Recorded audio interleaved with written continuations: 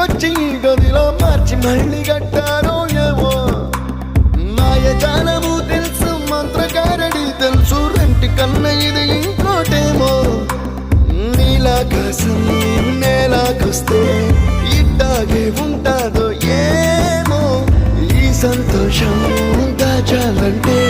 హృదయాలు ఓ వంద కావాలేమో ఇంతందంగా ఉంటుందా ఈ లోకం ఇన్నాళ్ళు ఈ మనసుకి తెలియాలేదే పాపం